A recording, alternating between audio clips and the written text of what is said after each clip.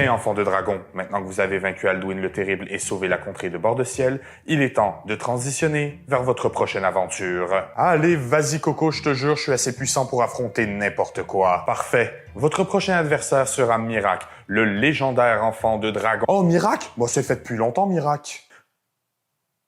Quoi?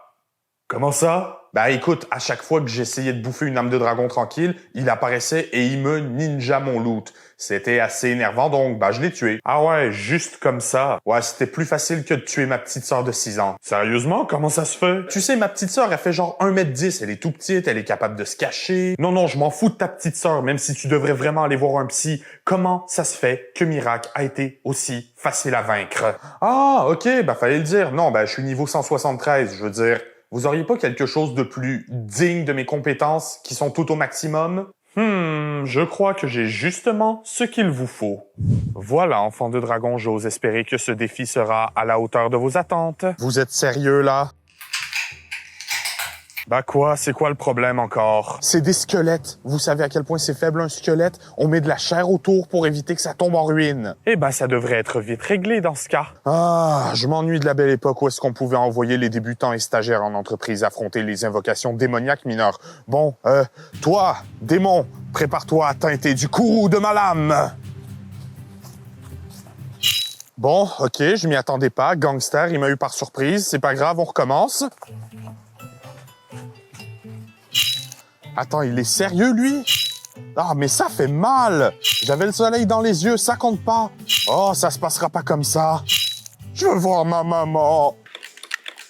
Vous voulez bien m'expliquer ce que c'était que ça? C'était des ennemis de base. Sérieusement, c'était des ennemis de base. Ils m'ont brûlé, gelé, lacéré, estropié, brisé les os, crevé les yeux des centaines de fois. J'ai encore le souvenir de ce que ma propre langue goûte. Mais oui, enfant de dragon, n'avez-vous donc pas prêté attention à l'écran de chargement quand nous avons changé de destination?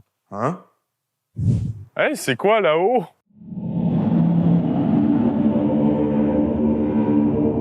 Oh mon Dieu, je suis dans un jeu From Software.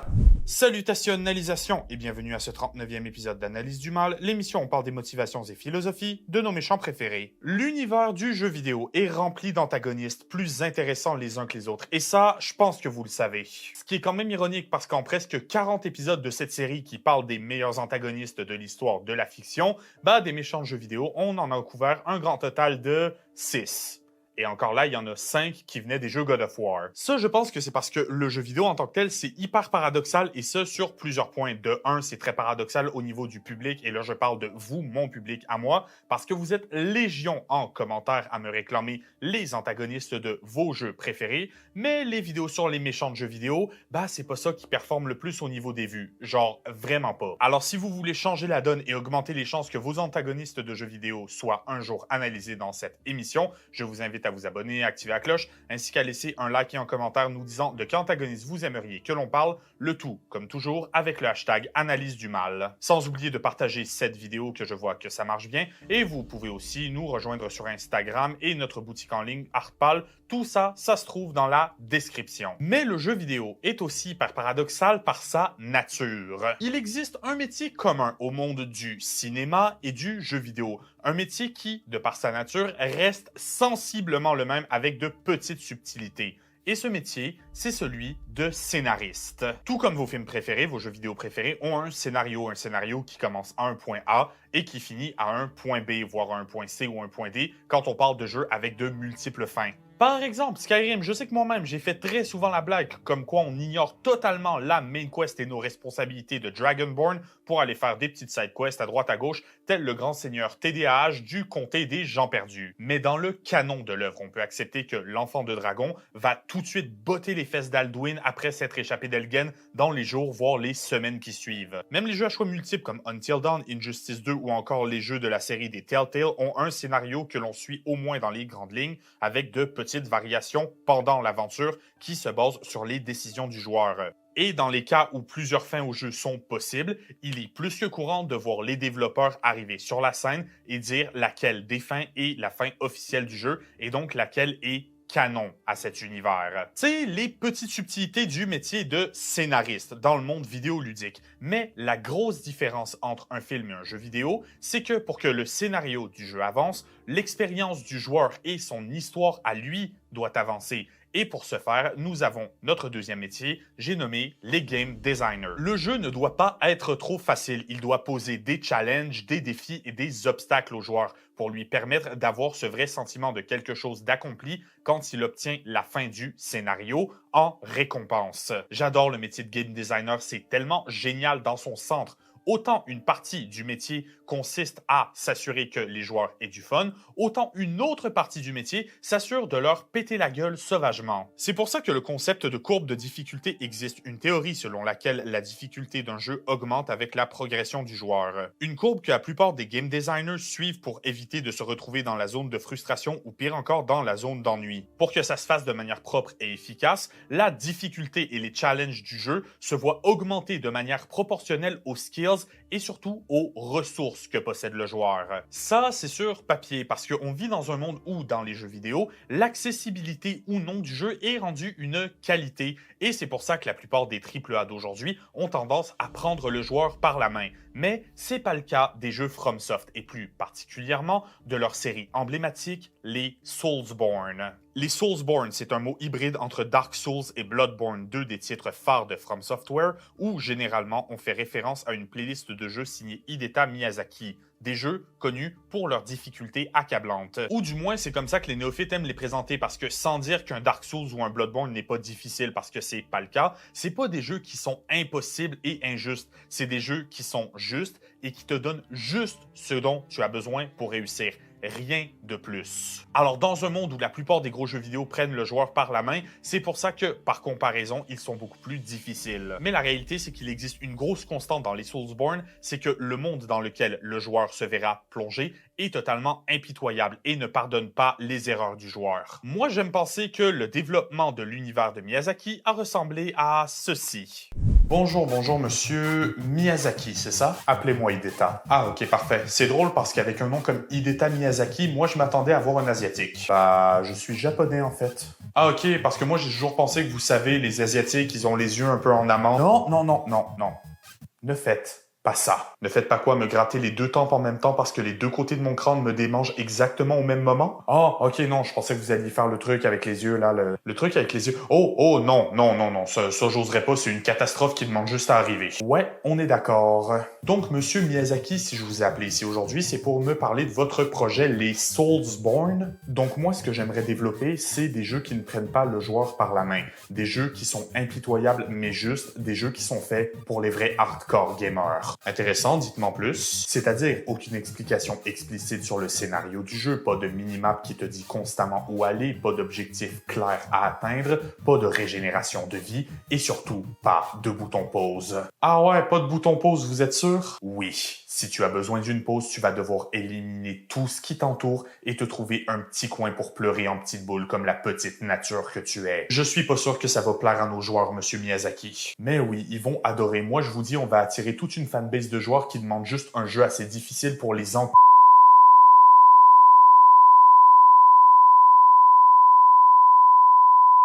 dans les intestins d'un lamentin jusqu'à ce qu'ils en redemandent. Alors, monsieur Miyazaki, les Soulsborne sont un véritable succès, mais c'est quoi votre truc, là? Elden Ring, ça s'appelle? Ça va être un monde ouvert, c'est la quintessence de ce que From Software va être capable de faire. C'est-à-dire? C'est-à-dire qu'ici, on va avoir une carte, contrairement aux anciens jeux, mais une carte qu'il va falloir débloquer au fur et à mesure de l'aventure, le tout dans un setting assez mythologique où les joueurs vont devoir chercher les informations pour compléter les quêtes, et surtout, ça va être lié à des nouvelles mécaniques, des nouveaux sorts, etc. Bon, ben parfait, si on met encore un peu du challenge de nos anciens jeux, je suis sûr que ça va énormément plaire aux joueurs. Moi, je commençais à me demander si vous détestiez pas les joueurs de jeux vidéo. Alors ici, on va les appeler des sans-éclats, on va les faire comprendre qu'ils sont vraiment la sous-race de ce qui reste de l'humanité, les plonger dans un monde post-guerre hybride entre l'âge des ténèbres et les croisades, toujours en lisant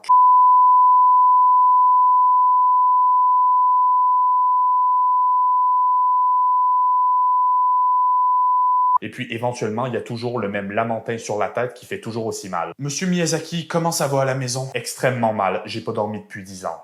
Donc ouais, Elden Ring, insultez-moi en commentaire, je vous en prie, c'est non seulement mon Soulsborne préféré, mais c'est un de mes 5 jeux préférés de tous les temps. Facile. Et même si la saga des Soulsborne regorge de boss plus intéressants les uns que les autres, je pense notamment à Gaël, le chevalier esclave de Dark Souls 3, qui est peut-être mon boss préféré de l'histoire du gaming, la sortie de Shadow of the Erdtree m'a donné envie de parler de Elden Ring. À la base, je devais faire cette vidéo sur Messmer, la figure de proue et antagoniste secondaire du DLC, personnage qui était très anticipé par les joueurs. Mais le problème étant, ces temps-ci, j'ai pas beaucoup le temps de jouer, j'ai donc pas encore pu compléter le DLC au moment où vous entendez ces lignes. Voilà, c'est une question de temps et surtout une question de skills parce qu'en réalité,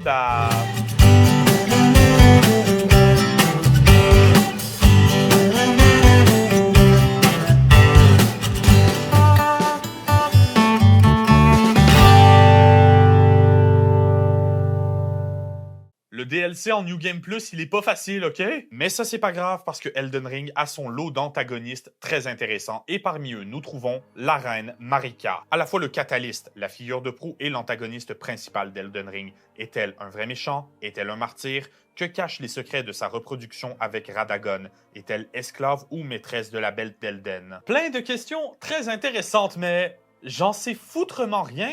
Vous avez une idée d'à quel point c'est difficile à suivre le lore d'Elden Ring? Les jeux FromSoft sont célèbres pour avoir un lore qui est encore plus difficile à suivre que des jeux sont difficiles à jouer. Mais dans Elden Ring, on a fait appel à J.R.R. Martin, l'auteur de Game of Thrones, qui lui-même est connu pour écrire des histoires complexes qui partent dans tous les sens. Oui, allô? Allô, monsieur Martin? Combien de fois vais-je devoir répéter que ça se prononce J.R.R. Martin? Parfait, monsieur Martin. Donc ici, nous, chez From Software, on pense que nos joueurs méritent d'atteindre des plafonds célestes en termes de narration. On vous demanderait donc de venir travailler un petit peu sur un prochain projet. Ça s'appelle Elden Ring. Il y a plein de... Une seconde, j'ai reçu un email. Vous avez déjà tout écrit. Monsieur Martin, il y a du lore, il y a de la mythologie. Vous avez créé un arbre généalogique complet pour chaque PNJ. Oui, j'ai pris la liberté de vous envoyer les grandes lignes pendant que vous parliez. On n'aura pas besoin de tout ça. Eh ben de rien. D'accord. Et donc, si vous écrivez aussi vite, la fin des livres Game of Thrones, est-ce qu'on peut attendre pour bientôt... Allô? Donc ouais, si vous voulez vous renseigner sur le lore d'Elden Ring une dernière fois avant cette vidéo, je vous y invite. Et il est plus que possible que je vais simplifier et commettre de petites erreurs. Si vous êtes donc un expert, déjà, GG bravo, je vous serre la main. Et de deux, n'hésitez pas à mentionner quelles sont mes erreurs et les corrections en commentaire. Et donc, je vous invite, comme d'habitude, à aller lire les commentaires pour approfondir le sujet. Et comme on parle d'un jeu vidéo, je vous rappelle que j'ai dû prendre les gameplays quelque part pour illustrer ce vidéo essai. Donc, vous avez à l'écran présentement les chaînes YouTube des gens à qui j'ai emprunté les gameplays. Allez voir leurs chaînes, ils font tous un travail excellent. Je vous rappelle aussi de vous abonner une dernière fois et de faire attention aux spoilers pour le jeu de base et un petit peu pour le DLC, mais rien de majeur. Sur ce, maintenant que c'est fait, analysons le mal. L'histoire de Marika. Tout commence avec un dieu, un démiurge tout-puissant. Ici, c'est la volonté suprême. C'est son nom qui enverra une étoile dans l'Entreterre, c'est-à-dire la contrée où se déroule l'action principale d'Elden Ring. Le but étant d'y introduire l'ordre parce que l'Entreterre à l'époque c'était assez chaotique. On y retrouvait déjà des dragons et des géants entre autres, même si les humains y existaient déjà, mais peut-être pas un niveau de civilisation aussi avancé que ce qu'on voit dans le jeu. J'insiste pour peut-être et je me permets de rappeler que comme on parle du lore de Elden Ring, cette vidéo c'est genre 85% de la théorie. Cette étoile envoyée c'est la bête de Elden qui donnera naissance à l'Elden Ring et aussi à l'arbre-montre qui vient prendre la place de son prédécesseur.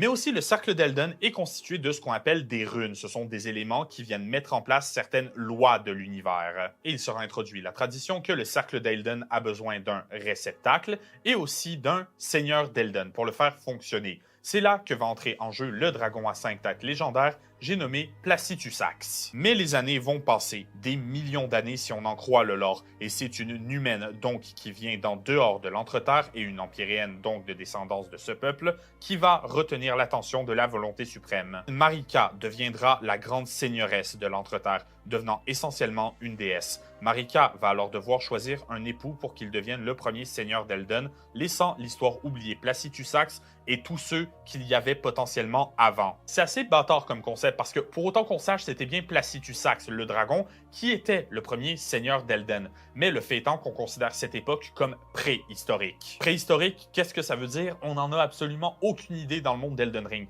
Dans notre monde, la préhistoire, c'est tout ce qui prédate l'invention de l'écriture. On considère que l'écriture, c'est là où commence l'histoire parce que c'est là qu'on peut commencer à tenir des notes et à avoir de vrais records de ce qui s'est passé avant. Bref, c'est là où l'histoire devient un petit peu plus fidèle à suivre. Et j'aimerais rappeler que les dragons, c'est très impliqué dans Elden Ring qu'ils avaient une société fonctionnelle, alors la préhistoire a simplement effacé un peuple de la carte. Il y a peut-être un parallèle à faire avec certains événements du monde réel. C'est le grand guerrier Waralu qui deviendra le seigneur d'Elden, se renommant ensuite Godfrey. Pendant ce temps, la volonté suprême, pour continuer d'avoir un réel contrôle sur l'ordre et l'humanité, mettra en place les deux doigts et leurs augures. En gros, les deux doigts sont un peu les prophètes qui communiquent avec la volonté suprême et les augures, ce sont leurs apôtres qui vont propager la parole de ce dieu aux habitants de l'Entreterre. On suit une paire de deux doigts dans Elden Ring, mais il en existe bien plus qu'une seule. Mais ça, on y reviendra plus tard. Il y a aussi comme acteur important le Golden Order, c'est-à-dire l'Ordre d'Or, un ordre qui pense que l'érudition et la foi sont des choses qui sont presque aussi importantes l'une que l'autre. J'ai dit presque. C'est un petit peu l'église d'élite et la religion dominante en Entreterre à l'époque d'Elden Ring. Cet ordre fut établi par la reine Marika juste après qu'elle ait retiré une fois pour toutes du cercle d'Elden la rune de la mort destinée, ce qui fait qu'en Entreterre, il est impossible de mourir à proprement parler. Parce que oui, dans l'univers d'Elden Ring, vous l'aurez remarqué, mais quand vous tuez quelque chose, cette chose disparaît. Ça, c'est parce que son âme et son existence en tant que telle voyagent jusqu'aux racines de l'arbre-monde pour mieux y renaître, mais c'est pas une vraie mort. Mais les Empyréens choisis pour devenir l'hôte du cercle d'Elden ont droit à une ombre. Une ombre, qu'est-ce que c'est? C'est un animal qui va les suivre et s'assurer qu'il ou elle perpétue bien la volonté de la volonté suprême et de l'ordre doré, et ce, sans aucune rébellion. C'est donc oui le meilleur ami de l'homme, mais si jamais l'Empyréen échappe à sa volonté, l'ombre deviendra complètement folle et le ou la tuera. Et cette ombre ici, c'est Malekith, qui en plus d'être un boss assez agressif, est l'ombre de Marika à qui elle va confier la rune de la mort retirée du cercle d'Elden. Ce qui fait que la rune de la mort sera enfermée dans l'épée de Malekith, et vous l'aurez deviné, ça fait que les gens tués par le loup meurent pour de vrai. Tout ça va venir mener au cours des années à l'expansion de l'Ordre Doré, et ça, c'est pas une expansion qui va se faire très pacifiquement. Plusieurs factions et espèces existent dans le monde de Elden Ring. Plusieurs factions et espèces que l'Ordre Doré va conquérir par la soumission, et ce de façon très agressive. On va y retrouver des guerres contre les sorciers, contre les dragons anciens et contre les géants entre autres. On peut donc imaginer que c'est à cause de sa puissance que Godfrey est devenu seigneur d'Elden, parce que ça allait aider Marika à établir l'Ordre Doré. C'est là que les choses intéressantes commencent. Godfrey et Marika auront 3 enfants. 3 demi-dieux. Premièrement, Godwyn le Doré, et viendront ensuite les jumeaux réprouvés, j'ai nommé Morgoth et Mog, jumeaux qui, atteints d'une maladie de naissance, font naître des cornes et autres excroissances sur leur corps. Pendant ce temps, un autre couple viendra se former entre le seigneur Radagon de l'Ordre Doré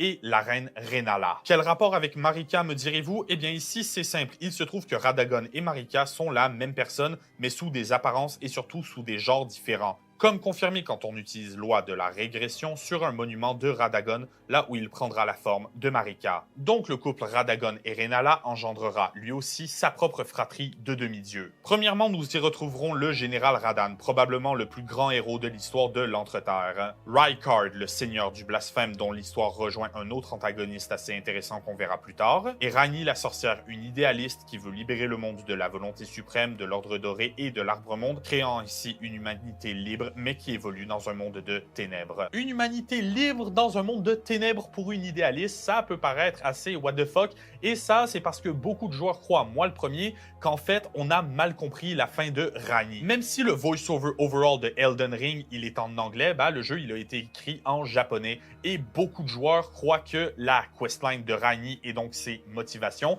elles ont été mal traduites au moment de passer du japonais à l'anglais, ce qui fait que les buts qu'elle nous présente ne sont pas exactement un monde de ténèbres, mais plutôt de laisser le monde dans les ténèbres et d'aller trouver quelque chose de mieux hors de l'Entreterre avec le reste de ses habitants. Du moins, c'est une théorie, mais le point étant, le personnage et ses dialogues ont été très mal traduit, et on comprend pas trop ce qui se passe après. Mais je suis le premier à penser, et la fin de Rainy, c'est la meilleure. Et je vais défendre ce point jusqu'à la mort. Mais ce qui permet de connecter les vivants à l'arbre-monde, c'est la grâce, c'est-à-dire ces petits éclats de lumière présents dans les yeux de la plupart des habitants de l'Entreterre. C'est Godfrey qui perdra sa grâce en premier, devenant le premier sans éclat ou tarnished en anglais. Perdant sa connexion à l'Elden Ring, il sera banni de l'Entreterre par la reine Marika. C'est là que Marika, ayant besoin à la fois d'un époux et d'un seigneur d'Elden, va rappeler Radagon pour l'épouser et qu'il endosse provisoirement ce rôle, brisant au passage le cœur de la reine Rennala, qui ne s'en remettra jamais. Petite side note, il y a beaucoup de choses à dire sur Rennala, mais c'est pas le sujet de la vidéo, allez vous renseigner, c'est un personnage très intéressant.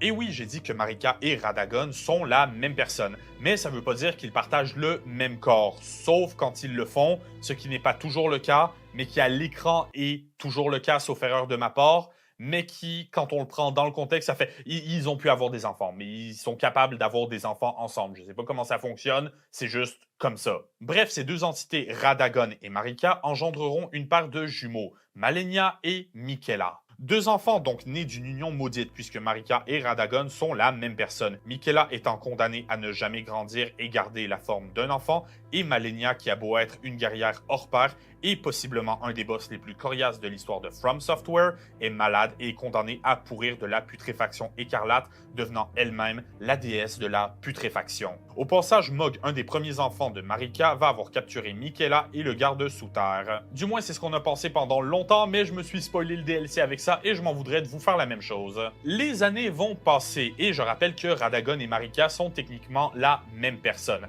ce qui implique que le réceptacle du cercle d'Elden et le seigneur d'Elden chargé de le protéger sont la même personne. Mais fatiguée de devoir se plier à la volonté suprême, Marika va comploter pendant des années. Pendant ce temps, de nombreuses guerres vont éclater en l'Entreterre, autant des guerres religieuses plus ou moins traditionnelles qu'une véritable chasse aux sorcières. Même les demi-dieux issus des différentes descendances de Marika et Radagon commencent à se faire la guerre. Par exemple, Radahn et Malenia s'affronteront, mais à l'issue du combat, cette dernière détonnera une bombe de putréfaction écarlate, infectant la région de Caelid et la transformant en véritable zone sinistrée. Pendant ce temps, Godfrey, qui, je rappelle, a été banni par Marika, a levé une armée. Une armée de sans-éclat, ce qui est très pratique parce qu'un sans-éclat à proprement parler ne peut pas mourir. C'est pas comme les autres qui ne peuvent pas mourir parce qu'ils sont connectés à l'arbre-monde et rejoignent ses racines après le trépas, non. Un sans-éclat, quand il meurt, il se réincarne de façon physique dans son propre corps au dernier site de grâce qu'il a visité. C'est aussi un élément commun à la plupart des jeux From Software, le fait que le personnage joué par le joueur meurt est inclus de façon diégétique et directe et est même attendu par l'histoire. Vous avez rien compris à ce que j'ai dit? C'est simple. Si dans Elden Ring vous mourrez 100 fois, à l'intérieur du canon de l'œuvre, votre personnage est mort 100 fois. Ce qui est une nouvelle façon de raconter une histoire. Ayant été bannis par Marika parce que leur simple existence allait contre l'Ordre Doré et la volonté suprême, les Tarnished reviendront dans l'Entreterre avec la promesse de devenir Seigneur d'Elden. Vous l'aurez compris, ici on parle du personnage que vous incarnez dans Elden Ring. Et c'est aussi ici que Marika et Radagon vont commettre l'impardonnable. Ils vont prendre toute leur puissance divine et ils vont briser le cercle d'Elden. Pourquoi? À cause d'un événement que l'on nomme la Nuit des Couteaux Noirs. La Nuit des Couteaux Noirs arrivera quand Rainy, qui je rappelle est une empyréenne donc peut devenir la prochaine hôtesse du cercle d'Elden, va voler un fragment de la rune de la mort à Malekith. Pour échapper à son destin qui est de prendre la place de sa mère Marika en tant que réceptacle du cercle, elle va tenter de se donner la mort avec ce fragment de rune, tuant son corps mais pas son esprit. C'est comme ça que Rainy la sorcière va se retrouver dans cette poupée dans laquelle on la voit dans le jeu et qu'elle va pouvoir échapper à son propre destin. Mais comme la rune de la mort est brisée, son effet l'est aussi, et si l'esprit de Rainy est mort, cela implique que le corps de quelqu'un d'autre va maintenant devoir mourir. Ce quelqu'un d'autre, c'était Godwyn, enfant de Marika et Godfrey, qui sera tué par des assassines empyréennes pendant la nuit des couteaux noirs. Par des numènes, que des femmes, qui tueront Godwyn avec le pouvoir résiduel de la rune de la mort. Ça va mettre Marika à terre, son fils décédé, assassiné par son propre peuple. Elle rentrera dans une colère noire. C'est là qu'elle va briser le cercle d'Elden, accusant la volonté suprême de la mort de son fils. Radagon, lui, en bon seigneur d'Elden chargé de la protection, va tenter de réparer le cercle, mais sans succès. la volonté suprême décidera de les punir. Elle réunira Marika et Radagon une fois pour toutes dans un même corps et les emprisonnera dans le creux de l'arbre-monde. C'est ce qu'on appelle l'éclatement. Des guerres se mettront à arriver entre les demi-dieux, tous tentant de devenir le nouveau seigneur d'Elden et de rétablir l'ordre. Pour ce faire, ils doivent réunir les runes qui constituent le cercle d'Elden, runes qui ont été dispatchées entre les différents demi-dieux, mais aucun de ces derniers n'y arrivera. C'est là que les sans-éclats, déconnectés mais avec le pouvoir de ressusciter grâce à la grâce, seront rappelés en entre-terre. C'est votre personnage qui réunira les runes majeures affrontant tous les demi-dieux jusqu'à arriver devant le dernier rempart. Premièrement, vous affronterez Malekith, puis Godfrey, puis finalement arriver dans l'arbre-monde, vous allez vaincre Radagon. La volonté suprême va ensuite vous lancer dessus la bête d'Elden, combat duquel les sans-éclats finiront par triompher. À partir de là, il y a 7 fins possibles. Vous pouvez devenir le nouveau seigneur d'Elden, vous pouvez mettre quelqu'un d'autre sur le trône, vous pouvez décider de trahir l'ordre doré, ou vous pouvez simplement décider de laisser le monde brûler. Le choix est vôtre. Dites-moi en commentaire ce que vous avez choisi. Moi, pour la première fois, j'ai eu ce qu'on appelle la simp ending, c'est-à-dire la fin où tu décides de suivre la volonté de Raini. Et ça fait partie des choses qui sont très intéressantes chez la reine Marika, c'est comment en elle, le bien et le mal sont représentés. L'Ordre doré. L'histoire d'Elden Ring est avant tout une œuvre théologique et, osons le dire, mythologique. Et comme la plupart des histoires traitant de religion, on y retrouve beaucoup de meurtres, de sang et de violence justifiés par le désir d'ordre et de paix. En 25 ans d'existence, j'ai toujours pas compris comment ça marchait. Ouf, là, je viens d'éclater un village au complet, c'était n'importe quoi. Il y avait le carnage absolument partout. Brûlé jusqu'aux cendres, il reste absolument rien. Vous êtes sérieux là? Bah quoi, c'est pas grave, c'était des hérétiques. Lisez le livre sacré. Tout de suite. Mais j'ai fait ça par loyauté envers la volonté divine. Bien sûr que le livre sacré me donne raison. Tu prends le livre sacré et tu le lis. Ok, si ça peut vous faire plaisir. Bon, alors, qu'est-ce qu'il y a écrit ici? Tu ne tueras point. Tu ne tueras point? J'ai absolument rien compris de ce qu'il y avait écrit. Je vais tellement en enfer pour celle-là. Non, plus sérieusement, je sais que la religion, c'est un sujet très sensible parce qu'on parle des croyances d'une personne. Moi-même, je suis un athée, j'ai pas peur de le dire. Et si vous êtes quelqu'un de croyant, tant mieux pour vous, vous faites ce que vous voulez, tant que ça fait de mal à personne, je n'ai aucun problème avec ça. Et si vous êtes athée, par contre, je préfère vous avertir, les commentaires qui discriminent la religion, les croyances de quelqu'un d'autre ne sont pas les bienvenus sur cette chaîne. Quand je parle de théologie ici, je préfère prendre des gants blancs pour la simple et bonne raison que je veux qu'on soit capable de tous échanger sur nos licences préférées dans le respect de ce que chacun pense et de ce que chacun croit. Et si ça marche pour comment on interprète le scénario d'un jeu vidéo, ça marche aussi pour les grandes questions de l'univers, comme qu'est-ce qu'il y a après la mort ou qui est le Dieu unique. Et vous, ma merveilleuse communauté, vous ne m'avez jamais donné ne serait-ce que le moindre doute par rapport au respect que vous vous témoignez les uns les autres, ne commencez pas maintenant. Mais le problème, c'est que si ça marche bien ici, bah c'est pas exactement comme ça que ça s'est passé dans notre histoire humaine. On a par exemple les croisades au Moyen-Âge, ou encore l'évangélisation des Premières Nations pendant l'ère des grandes explorations. Ça et bien d'autres, c'est des mouvements religieux qui consistent à envoyer les forces de l'Église et convertir par la force des peuples non-croyants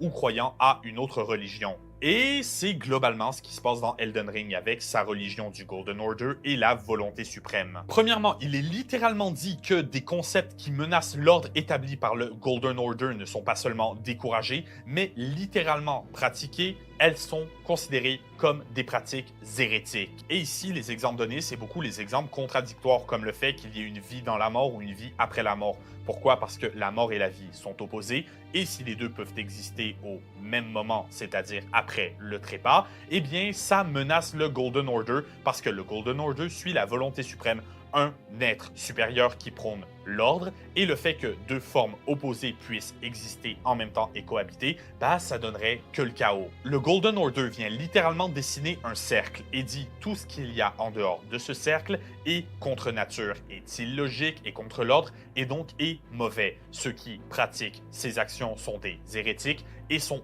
violemment persécutés par l'Ordre doré. Gardez ça en tête. Gardez aussi en tête que l'Ordre doré, religion qui prône l'ordre, a été créé par la reine Marika. Reine Marika, dont une des premières actions a été de retirer la rune de la mort du cercle d'Elden, créant ainsi techniquement la vie et la mort qui existent au même moment. L'exemple même donné par l'Ordre Doré de ce qui ne devrait pas exister en accord avec leur tradition à eux, origine de la créatrice de l'Ordre Doré, moi j'appelle ça de l'hypocrisie. Et pas n'importe laquelle. On peut relier ça à l'ouvrage qui se traduit par Mascarade sainte, Hypocrisie dans la religion, ouvrage de Olof Hartmann paru en 1964. Malgré de fréquentes charges d'hypocrisie à l'Église, le sujet fut négligé dans l'étude des religions, défini comme une simulation de qualité sous une idée de paraître saint ou vertueux.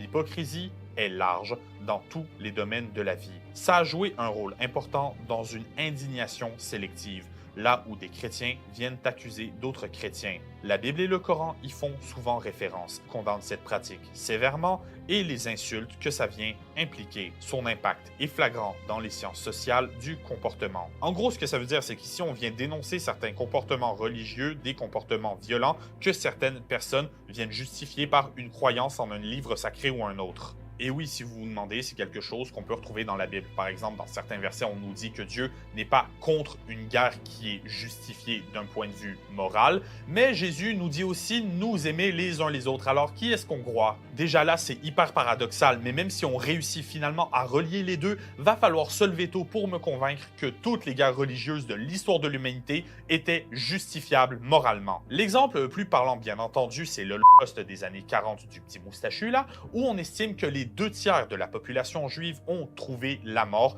parce qu'ils priaient un Dieu différent. Et cette hypocrisie religieuse, on la trouve dans l'Ordre Doré de Marika. Il suffit de lire les descriptions d'items. Par exemple, sur le Gravelstone Seal, on nous dit, je cite, « Vénérer les anciens dragons n'entre pas en conflit avec les croyances de l'Arbre-Monde. Après tout, ce sceau et la foudre en elle-même sont tous les deux imbibés d'or. » Voilà, déjà ici, ce qu'on nous dit, c'est pas vraiment que la religion des anciens dragons est tolérée, mais plutôt qu'elle peut continuer d'exister simplement parce qu'elle n'entre pas en conflit avec ce que l'Ordre Doré prône comme valeur. Ça implique aussi qu'il faut s'élever au même rang que l'Ordre Doré pour simplement avoir le droit d'exister en tant que communauté, ce qui est extrêmement élitiste et classiste. Mais en plus, c'est hyper hypocrite parce qu'en l'Entreterre, les dragons existaient bien avant l'Ordre Doré et aujourd'hui, il ne reste presque rien de leur culture. Et ouais, c'est la faute de ce même Ordre Doré. Les dragons que l'on croise dans Elden Ring sont considérés comme de la petite volaille comparés à leurs prédécesseurs, les dragons anciens du temps d'avant Marika et de la volonté suprême. Les anciens dragons ont 4 pattes au lieu de 2 paires d'ailes au lieu d'une, et surtout, ils manipulent cette fameuse foudre rouge, qui est leur symbole. Mais en plus, ces dragons anciens, ils avaient leur propre culture et leur propre croyance qui fut démolie à travers les âges, et ça, on le voit explicitement dans le jeu. Petite notion subtile d'Elden Ring, quand les deux doigts se retrouvent dans cette position, c'est qu'ils communiquent avec la volonté suprême. Et quand on retrouve Placidusax, le seigneur d'Elden du temps des dragons, il arbore une position similaire, indiquant qu'il est en train de prier son dieu déchu. Même l'église de la communion des dragons dans le jeu, elle est en ruine et c'est la seule qui reste encore au moins à moitié debout en l'Entreterre. Quelque chose qui s'est fait à cause de l'Ordre Doré et de Marika, et on peut même le voir d'un point de vue évolutif. Pourquoi est-ce qu'une espèce évolue pour survivre, pour s'adapter? Et c'est dit textuellement dans le lore du jeu que les dragons qui restent dans Elden Ring, ceux qu'on croise, c'est simplement de petits animaux faibles comparés aux dragons d'antan. Les dragons ont été réduits à néant en tant qu'espèce, mais en tant qu'individus, même leur culture et leur puissance a diminué à cause de l'Ordre Doré. Parce qu'aujourd'hui, même s'il reste quelques dragons anciens qui ont réussi à survivre, ceux qu'on croise en l'Entreterre ne sont que l'ombre de ce qu'ils pourraient être. Pour établir ce nouvel Ordre Doré, ce sont des guerres qui ont éclaté, des guerres contre les géants, les dragons et les sorciers. Des guerres contre des peuples qui ont été assimilés par la force. Et aujourd'hui, les dragons anciens, leur seul vrai lien avec leur prime, c'est la cité de Farum Azula qui tombe en ruine, mais qui reste debout à cause de ce qui reste de leur magie d'antan. Et encore là, c'est bâtard parce que c'est là que tu vas affronter Maliketh, le chien de garde de Marika. C'est très impliqué que si elle voulait cette cité détruite, ce serait fait depuis longtemps. Et peut-être que vous croyez que ce qui est arrivé aux dragons, c'est horrible, parce que ça l'est, soyons honnêtes. Mais vous êtes pas prêts pour ce qui est arrivé aux géants. Il fut un temps où les géants peuplaient l'Entreterre, et si les dragons anciens, eux, ont évolué pour devenir moins puissants ou survécu via quelques individus, au moins, il en reste et c'est pas une espèce qui est condamnée à disparaître. Le géant de feu est un boss obligatoire du jeu qui protège la forge des géants, un énorme chaudron où se retrouve une flamme éternelle capable de brûler l'arbre-monde. Et ce géant de feu, il est très impliqué que c'est le dernier de son espèce génocidée, vous l'aurez deviné, par le Golden Order. Selon l'incantation Burn O Flame, voici ce qui leur est arrivé. Les géants de feu ont emprunté le pouvoir d'un dieu déchu, mais ils furent quand même défaits. Mais la défaite les libère de leur malédiction de servir comme garde de la flamme éternelle. C'est quoi que ça veut dire? Ben, encore une fois que Marika, c'est une grosse pas gentille. Après la guerre contre les géants, Marika a compris que leur flamme ne s'éteindrait jamais. Elle a donc décidé, à la place d'achever le dernier survivant, de le maudire éternellement. Et ce dernier géant, si on lit entre les lignes, sa malédiction de la part de Marika, c'est de garder la flamme des géants, la seule chose à pouvoir brûler l'arbre-monde, la plus grosse menace contre l'Ordre Doré. Ce géant, dernier représentant de son espèce, est maudit depuis des lunes à protéger ceux qui lui ont pris son peuple. Associé à un bon gameplay, c'est ce qui en fait un de mes boss préférés. Ça, c'est sans parler des communautés genre les Albunoric qui sont une forme de vie artificielle persécutée ou encore une fois génocidée par l'Ordre Doré. Les Albunoric sont vraiment devenus une forme de vie quasiment sans défense, persécutés par les habitants de l'Entre-Terre et par les joueurs parce qu'ils sont dans le meilleur farming spot du jeu pour obtenir des runes et donc devenir plus puissants. J'en suis coupable moi-même, mais il faut relativiser, on estime à 12,8 milliards le nombre d'Albunoric tués dans Elden Ring. 12,8 milliards. Cette espèce qui est quasiment pacifique a vu plus de morts qu'il y a d'êtres humains sur la planète. Par une longue shot. Et si en surface, il est facile de voir Marika comme un leader qui ne se rend pas compte de ce qui se passe en dessous à cause des propagandes politiques et religieuses de ses apôtres, dans les faits, en lisant le lore, on se rend compte d'à quel point elle est une figure de proue dans ce qui est devenu l'organisation la plus sanglante à jamais avoir touché l'Entre-Terre. Et le pire là-dedans, parce que oui, il y a pire, c'est que je pense que Marika a bien pu nous cacher son plus grand péché. Marika et les deux doigts.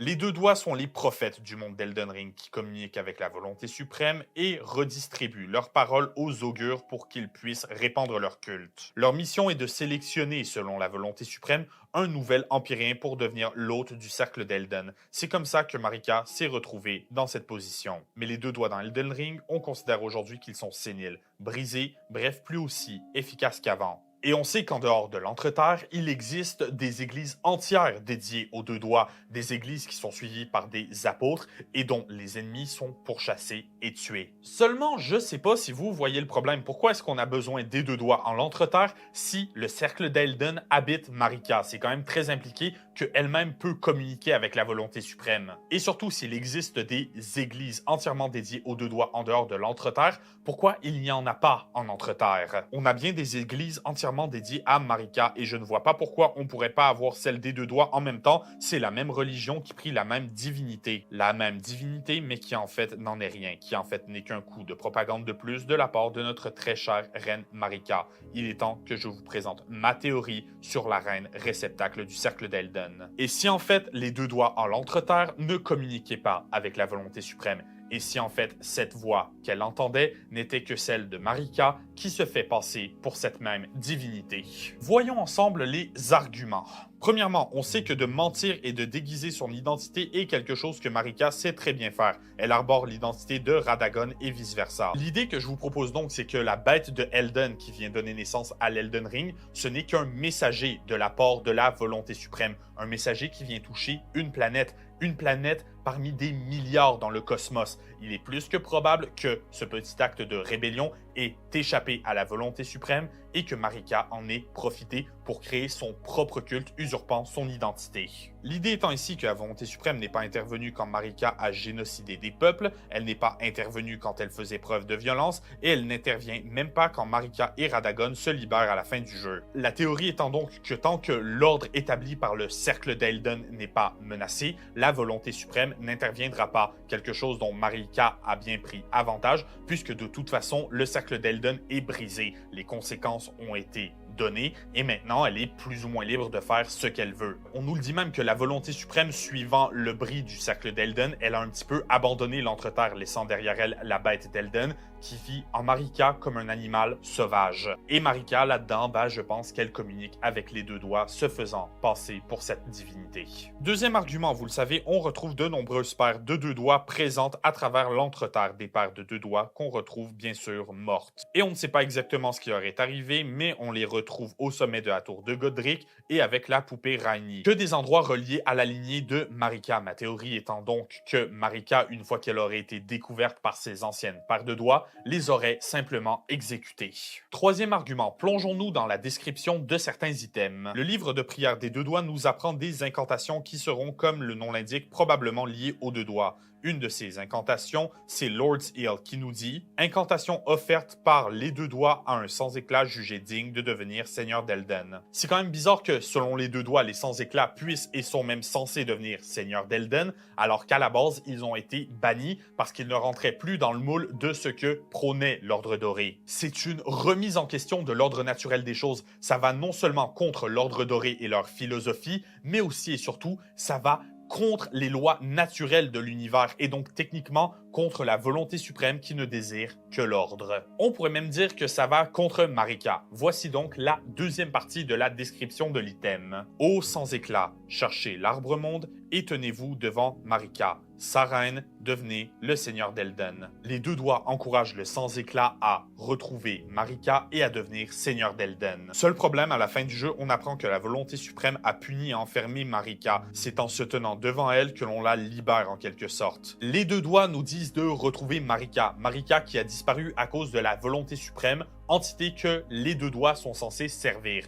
Il y a quelque chose qui ne colle pas. Sauf si on considère que Marika communique avec les deux doigts et que, par un mouvement de propagande, elle a envoyé ses serviteurs retrouver un sans-éclat pour venir la délivrer de l'emprise de la volonté suprême. Après, pour son plan, il ne reste qu'à vaincre le sans-éclat qui vient la libérer, mais c'est pas ce qui se passe. Radagon ne sortira pas victorieux de ce combat. Mais ça, c'est après. Marika avait bel et bien l'intention de nous attirer dans l'Arbre Monde, nous forcer à la délivrer et nous tuer après. C'est encore plus bizarre quand tu sais que Assassin's Approach mentionne l'envoi d'un assassin pour tuer des sans-éclats de la part des deux doigts, indiquant que les sans-éclats et les doigts ne travaillent pas intrinsèquement ensemble, et que Darkness mentionne que le sans-éclat lui-même peut devenir cet assassin de la table ronde. Cependant, Divine Fortification dit clairement que l'Entreterre n'accueille pas les sans-éclats avec bienvenue. Bref, on dirait que les items reliés aux deux doigts sont soit fortement pour ou soit fortement contre les sans-éclats. Et si c'était ça, notre indice? Un indice comme quoi, chez Marika, tout était calculé.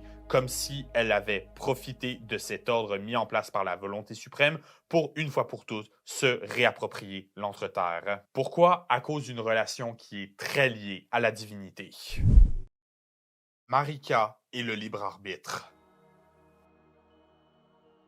Le libre arbitre est une partie fondamentale d'absolument tous les récits sur la religion. Dans la mythologie grecque, les mortels défiant les dieux se voient punir comme Arachné qui fait preuve d'arrogance devant la déesse Athéna, ou Sisyphe qui refuse de mourir et s'en voit puni à devoir pousser un rocher jusqu'à la fin des temps le haut d'une colline. Chez les Nordiques, la prophétie de Ragnarok est tellement connue des dieux qu'il est futile de l'éviter. Les dieux comme Thor ou Odin savent qu'ils mourront dans cette grande bataille pour l'avenir de l'humanité. Et chez les chrétiens, c'est le libre arbitre qui va faire expulser Adam et Ève du paradis et du jardin d'Éden une fois qu'ils auront mangé la pomme. Et c'est ce même libre arbitre qui va venir dépeindre Lucifer comme un méchant ou un martyr à travers les médias. Et c'est aussi une partie fondamentale de l'histoire de Marika. Commençons par nous intéresser au Big Boss. Déjà, quand t'as un dieu qui se nomme la volonté suprême, c'est bon, ça pose les bases de ce qu'il est. Sa parole est loi, il est là pour établir l'ordre et ce qu'il considère comme l'ordre est cet ordre. Toute autre notion ou point de vue est erroné. C'est littéralement le démurge de l'univers d'Elden Ring. Il est dit que c'est en fracturant une autre divinité du nom de One Great que la volonté suprême a créé le concept de naissance et d'âme.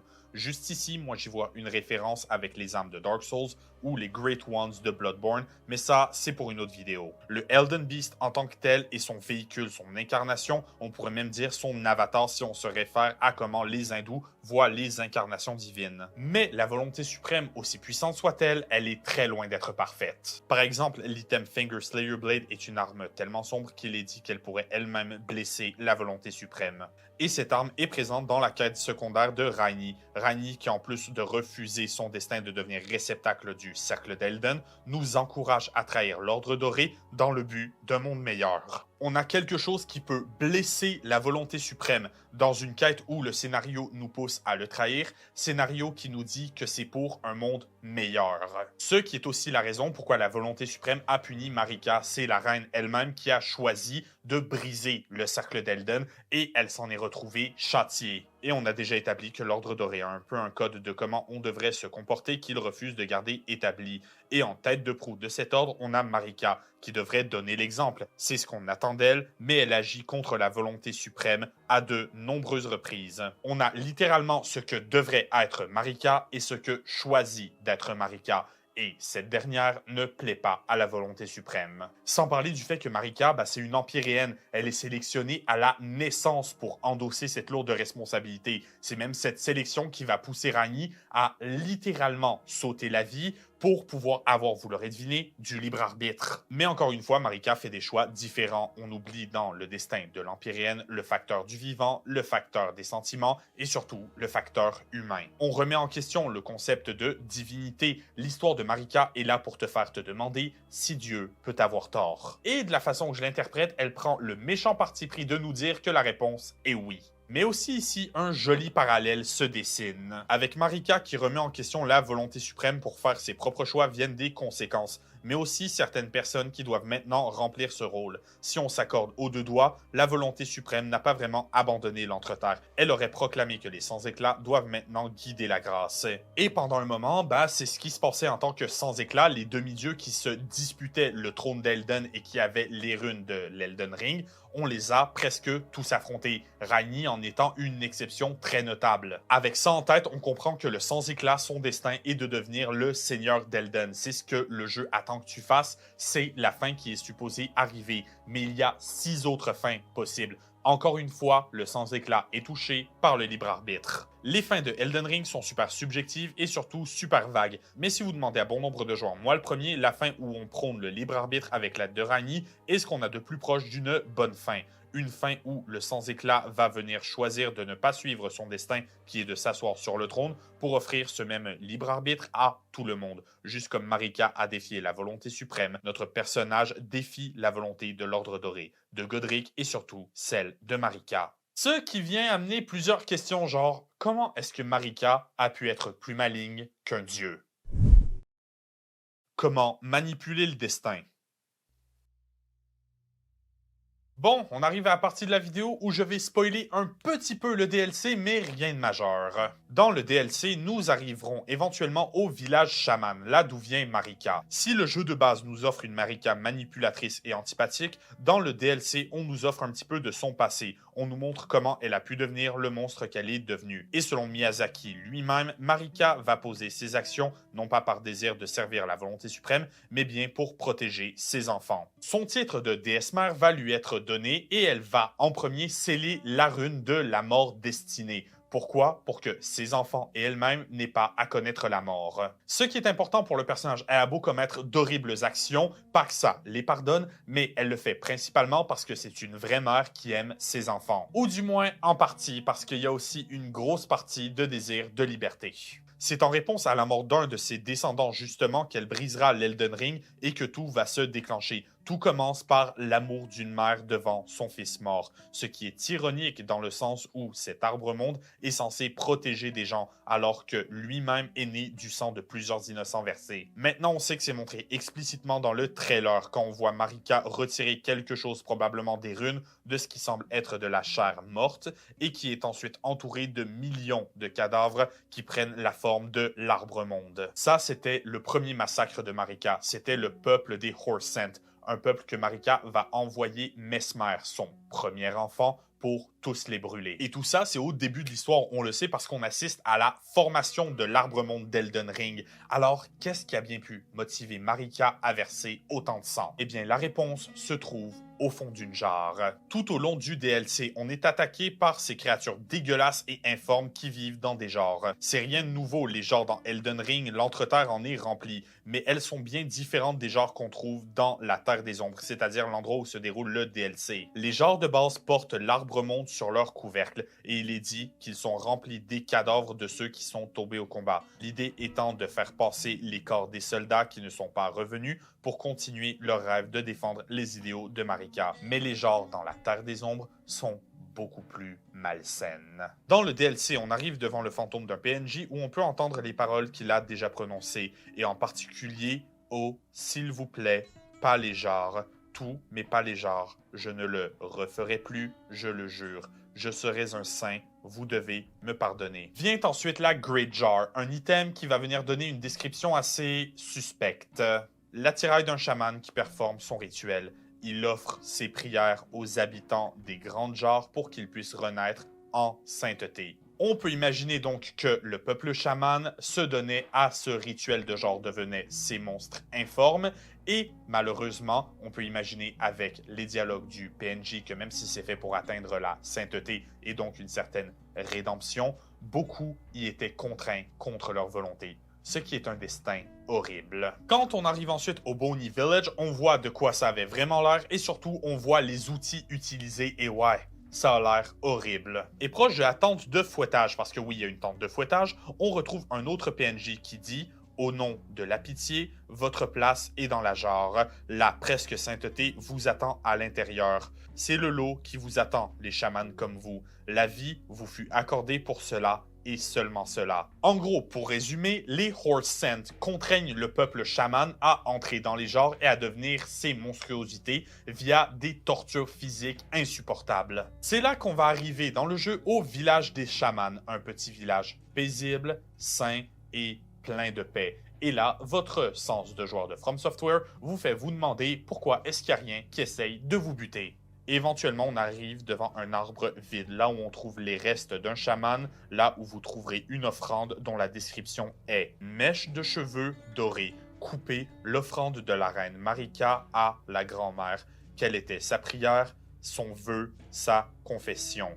Il ne reste plus personne pour répondre. Et Marika n'est jamais revenue. » Là où ça devient intéressant, c'est que cette dépouille où Marika va faire son offrande ressemble énormément aux êtres habitant les jarres. Ou du moins, c'est ce qu'on pourrait penser si vous réussissez à vous approcher de ces trucs sans vomir. Mais ce qui fait froid dans le dos, c'est vraiment le sort qu'on obtient dans ce dit village. Un sort qui est capable de faire apparaître un arbre-monde mineur. Incantation secrète de Marika. Seule la générosité de l'or sans l'ordre. Marika baigne le village qui lui était une maison dans l'or, sachant pertinemment qu'il ne restait personne à soigner. Ce que ça implique, c'est que le rituel de la jarre, le sort qui attendait les chamans, c'est le sort qui attendait Marika. Et qu'elle y a échappé in extremis. Elle aura perdu tout son village, tous ceux qu'elle connaissait, et c'est devant la tombe de ce qui est très impliqué comme étant la mère de Marika elle-même qu'on retrouve l'incantation de l'arbre-monde mineur. Et là, on comprend pourquoi elle a envoyé Mesmer sur les Horn Scent. Marika était en guerre, Marika se défendait, et un jour, Marika est devenue assez puissante pour prendre sa revanche. Marika est une figure qui m'est très antipathique. Après tout, elle a quand même commis pas moins de 5 génocides, et ça, c'est ceux qu'on sait seulement. Mais le fait étant qu'une fois qu'on a joué au DLC, sans dire que je suis prêt à la pardonner pour ce qu'elle a fait, je suis prêt à la ranger dans la liste très sélecte des méchants qui ont une bonne raison de l'être. Les enfants cachés de Marika. Bon, finissons avec une petite théorie très populaire. Elden Ring est une histoire qui parle de mythologie. Et comme toute histoire qui parle de mythologie, en son centre, on retrouve un arbre généalogique. Et pour Elden Ring, c'est aussi du Star Wars dans le sens que tout ce qui est arrivé de mauvais en l'Entreterre, tu peux le retracer à une famille qui fout la merde constamment. Pour rappel, la famille dysfonctionnelle ici, c'est Marika au centre qui avec Godfrey engendre Mog, Morgoth, Godric et Godwyn. Puis Radagon qui avec la reine Rennala engendrera Radan, Raini et Rykard. Puis on a Marika et Radagon qui sont ensemble mais séparés, j'ai toujours pas compris comment ça marche ta gueule, qui engendreront les jumeaux Malenia et Michaela. Et encore là, j'ai des sources qui viennent placer Godric comme le petit enfant de Marika, comme un cousin éloigné. Bref, c'est un bordel, amusez-vous en commentaire. Et c'est pas fini, parce qu'avec le DLC, maintenant, faut trouver où placer Mesmer. Tout ce qu'on sait de lui, c'est qu'il est le premier-né de la reine Marika, donc qu'il est le plus vieux de toute la fratrie. Déjà, de base, déduisons de quelle branche il vient, soit de la branche entre Marika et Radagon, soit de la branche entre Marika et Godfrey. La logique de la chronologie voudrait qu'il soit l'enfant de Marika et Godfrey, mais je suis plutôt du genre à penser qu'il vient de Marika et Radagon. Le tout à cause de son apparence. Regardez-le, il est agile, il est mince comme sa supposée sœur Malenia. Mais une théorie intéressante soutient que Mesmer est en fait une forme alternative de Michaela. Un argument intéressant tourne autour du fait que Mesmer ne possède pas de trône dans la salle du trône de Leyndell, là où tous les autres demi-dieux enfants de Marika et Radagon en possèdent un.